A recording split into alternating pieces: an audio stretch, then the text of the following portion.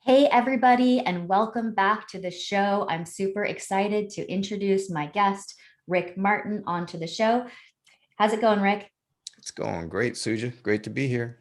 Awesome. Thanks so much. So, everyone, Rick is the founder of Fortress Federation Investments. He brings investors together to invest in apartment communities, helping them accelerate their wealth and build cash flow while simultaneously improving the community.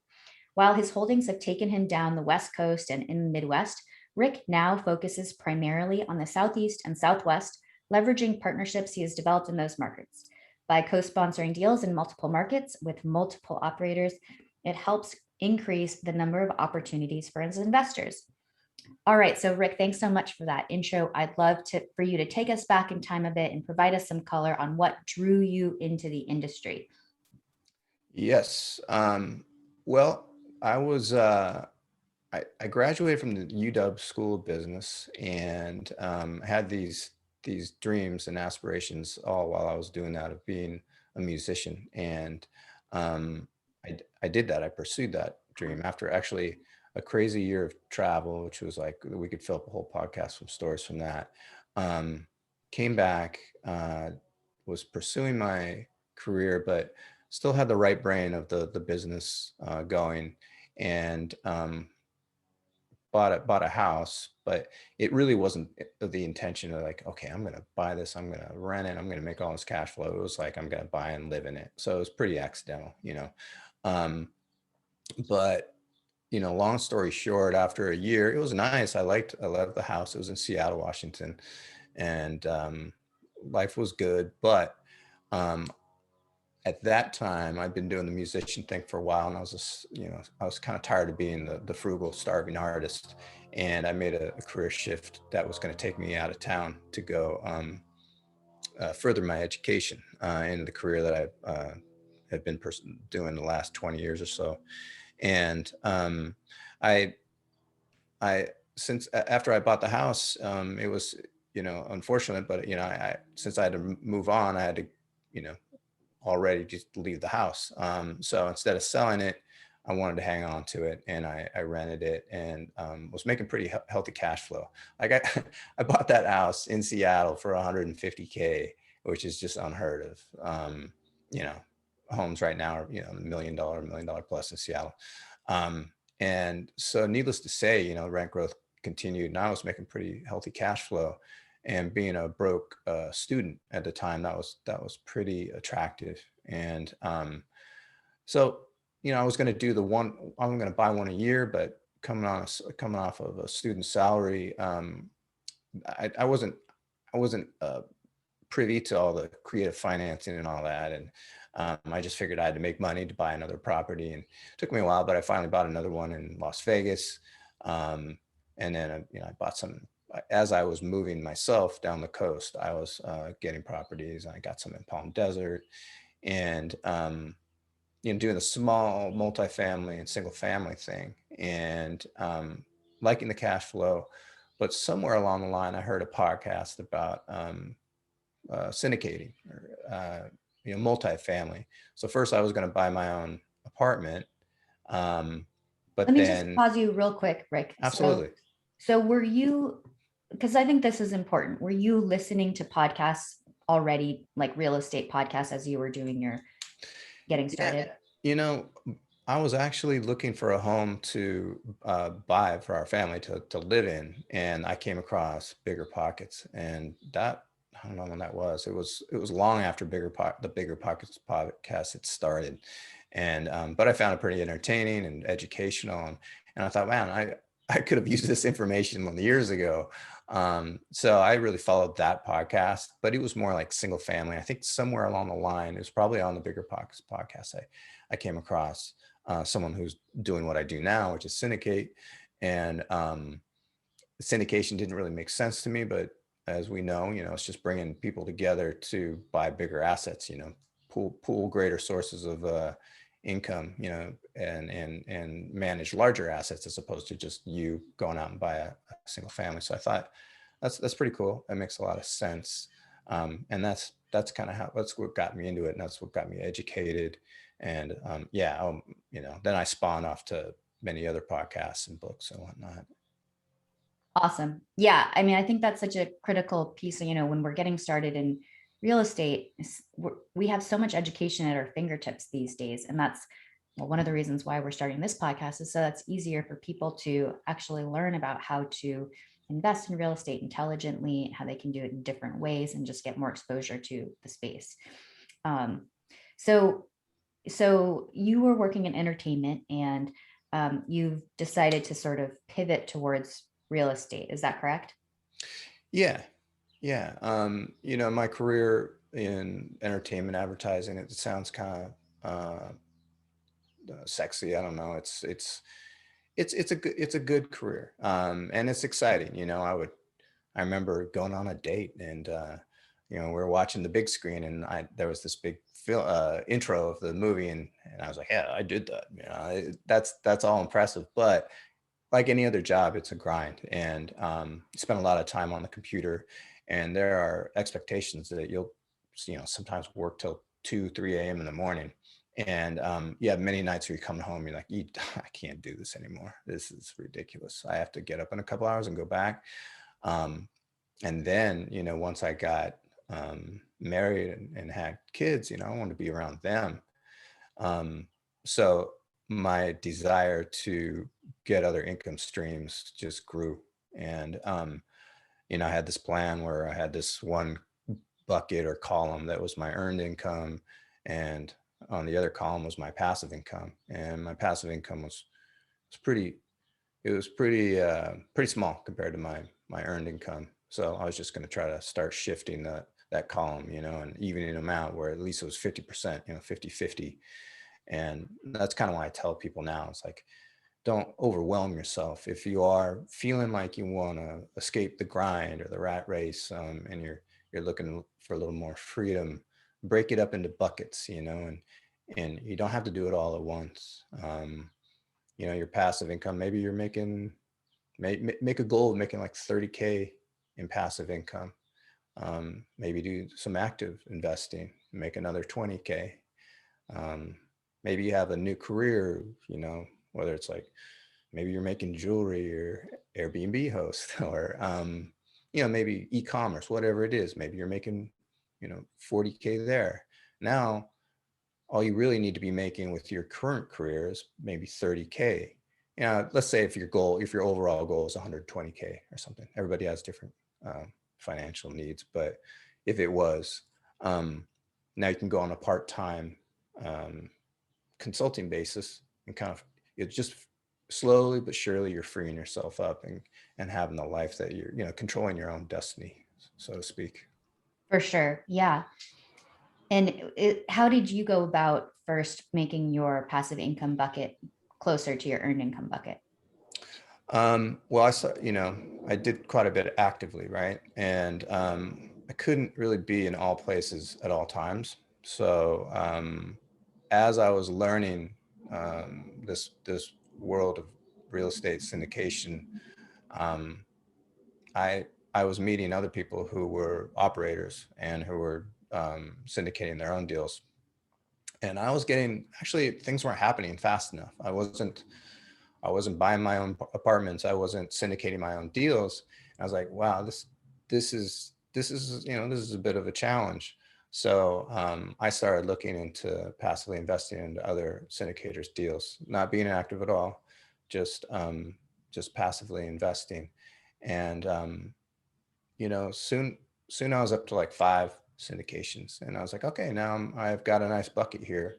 Um, and the nice thing about some of these syndications, um, you can kind of treat it like the old buy and refinance technique in single family, where maybe after 2-3 years, the deal um, they've improved the property's value and the operations, and they can go on, they can seek refinance, and they can return investor capital.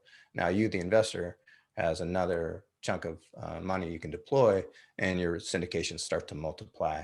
And then you kind of see, okay, this is how I can build this thing, at least in a passive bucket.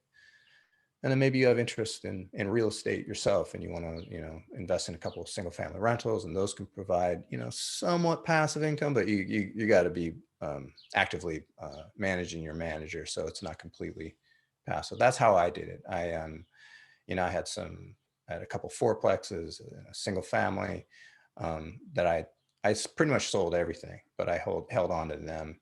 And then I did my passive investments, and now I'm doing my other career.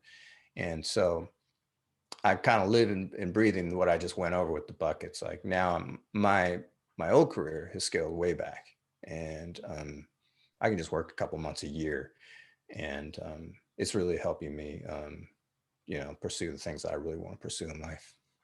Okay, great. So with your entertainment work, you're not like on a W-2, you're on a contract basis. Is that right? Yeah, I think not everybody has that ability, or they may not think they do, but I think you can seek to work on a consulting basis or a part-time basis. There are ways, LinkedIn, wherever you need to look, you can find that type of opportunity to fit your new lifestyle. For sure. Yeah. I mean, I think that's I, I think we're moving towards that more and more as, as a society, people are wanting more flexibility, and it's not always possible, but if you can kind of negotiate or search for that and make yourself valuable enough and find the right fit, then I um, think so. it's Yeah, I think. worth exploring. Yeah, and I think like anything, it will take work. It's not easy, but you can make it happen. For sure. Yeah. Um, Awesome, Rick. So, what sort of advice would you have for passive investors who are starting to get into syndications? Well, keep doing this. Keep listening to podcasts like this. There's tons of books out there as well, um, and kind of start thinking about what's important to you. Um, why do you need this income? Um, is it that you want to free up for your family? You want to travel? Start thinking of kind of compartmentalizing where this income is going to be devoted to, because that's going to motivate you more as opposed to just money. Like what's this money going to do for you and your lifestyle and your family? Um, and then start to get more granular, like, all right, well, what do I want to invest in? What's going to be my strategy? For me, it was investing in apartment communities. For other people, they invest in self-storage, or they invest in trailer parks, or ATMs, or the stock market. Stock market's a little dicey in my opinion. Um, and then let's say if you're looking at real estate, kind of figure out what markets that you're interested in, and then absolutely the most important thing is you're going to want to find operators who are operating in those markets, and get to know them on a level, and just don't sign up for their list and just read their blog. Give them a phone call, have a conversation, get to know those people. Like from my being on this side of the fence, when investors call me, we get to know each other and we have great conversations. It's not like we become best buddies, but they can get a sense of what kind of person I am, how I can kind of vet a deal for them. Like I'm on their side, and I can tell them how a deal's structured, and give them a lot of information, and then they can just go off on their own and do their own due diligence, and make their own decision. Awesome.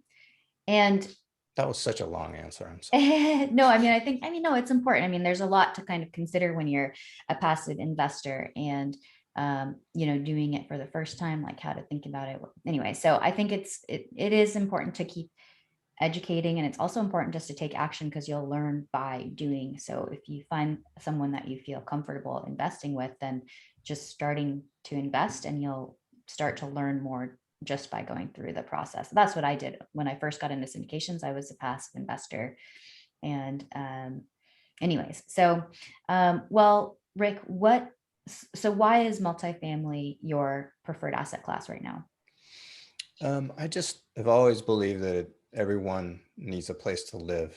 And, you can have your A class and your B class and your C class. And you know, there's different sectors of society, right? Everybody earns, different amounts of money. They need a certain type of place that fits their lifestyle. A lot of people they'll shy away from like a C class. They go, oh, that's kind of a rough neighborhood. Well, you know, that's that's the reality for a lot of people. So, um, you know, as operators, we can go in and we can improve that community. We can make it more secure, um, and you know, take out the riffraff, so to speak, that aren't aren't contributing to the community.